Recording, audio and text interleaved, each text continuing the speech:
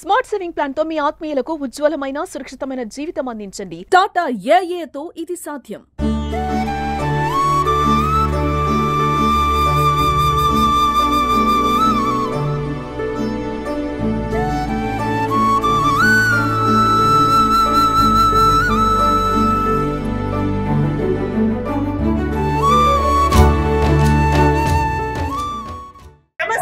Welcome to Suman TV.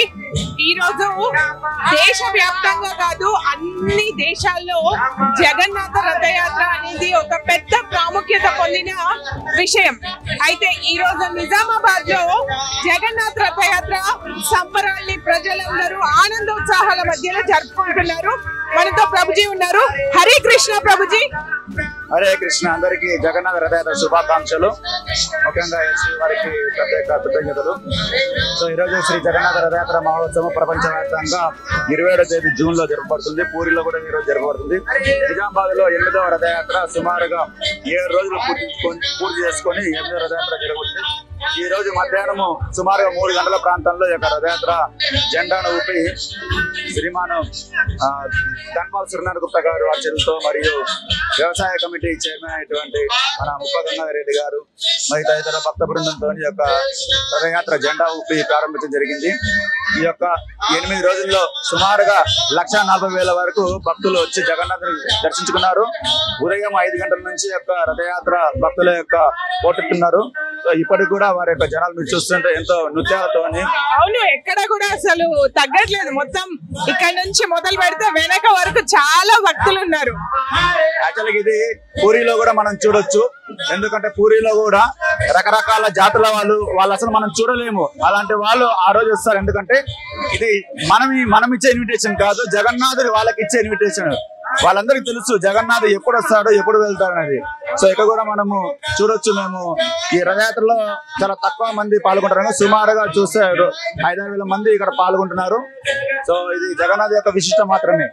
అయితే ఈ రోజు జగన్నాథుడి ఆశీర్వాదం వర్షం రూపంలో కరుణించి వెళ్ళిపోయింది అని భక్తులు అనుకుంటున్నారు. మీరేమంటారు? యాక్చువల్గా జగన్నాథుడు జగత్తుకి నాథుడు. ఈ భౌతిక జగత్తు, తర్వాత వైకుంఠ జగత్తు. ఈ జగత్తుకి మనమంతా జీవుల మనకి ఉంటాము. తర్వాత వైకుంఠంలోని ఎంతో మంది భక్తులు ఉంటారు. ఈ జగత్తులో 33 కోట్ల మంది దేవతలు ఉంటారు. ఆ దేవతలు కూడా జగన్నాథుడి యొక్క రథయాత్రలో కూడా పాల్గొంటారు. మనం చూడొచ్చు కానీ వాళ్ళు మనకు కనిపించరు. సో బ్రహ్మ, నారద, శివ మరియు వైష్ణవులు వీళ్ళంతా పాల్గొంటారు కానీ వాళ్ళు మనకి కనిపించరు. సో అదే రకంగా వరుణుడు కూడా ఆయన యొక్క ఆనందాన్ని వర్షం రూపంలో చూపించడం జరిగింది. భక్తుల మీద ఒక ఆశీర్వాదం లాగా మనం భావించవచ్చు కదా. ఎస్, అవునండి. సో దేవతలకి భగవంతుని యొక్క నామాన్ని ఎక్కడ జపిస్తే వాళ్ళు ఎంతో సంతృప్తికుంటారు. ఇక మనం చూసే యొక్క రథయాత్రలో ముఖ్యంగా హరినామ కీర్తన, కలియుగ ధర్మమైన హరినామ కీర్తన ద్వారానే ఈ జగత్తులో ఉన్నటువంటి అన్ని సమస్యలకి పరిష్కారము. అందుకే దేవతలు కూడా ఎంతో ఆనందిస్తున్నారు. సో ఇక్కడ నుంచి రథయాత్ర మళ్ళీ ముగించి ఆ తర్వాత సేవలు ఏమున్నాయి? అసలు ఈ రథయాత్ర ఓల్డ్ గంజ్ లో మొదలయ్యి గాంధీ చౌక్ తర్వాత ఆర్ఆర్ చౌరస్తా, పులాంగ్ మరియు హనుమాన్ జంక్షన్ మీదుగా వెళ్ళి మళ్ళీ తిరిగి పులాంగ్ చెరుకు వచ్చి ఎల్లమ్మగుట్ట, కోట్ రోడ్, మన దేవి రోడ్ మీదుగా మళ్ళీ యొక్క జగన్నాథ్ యొక్క నిలమైనటువంటి గందికి వెళ్తుంది. సో తర్వాత అన్నదాన కార్యక్రమము ఉంటుంది జగన్నాథుడికి.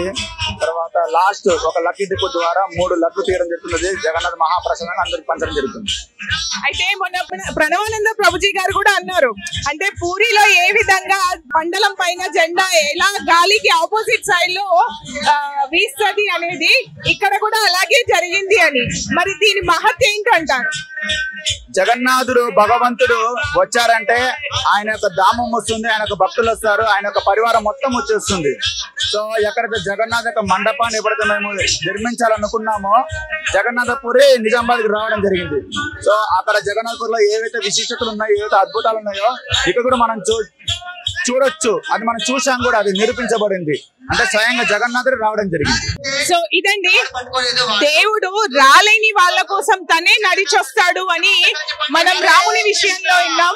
కానీ ఇక్కడ జగన్నాథుడు రాలేని వాళ్ళందరినీ తనే కలవడానికి నిజామాబాద్ పురవీధులన్నీ తిరిగి భక్తులను ఆశీర్వదించి తన దివ్య దర్శనాన్ని అందిస్తున్నాడు.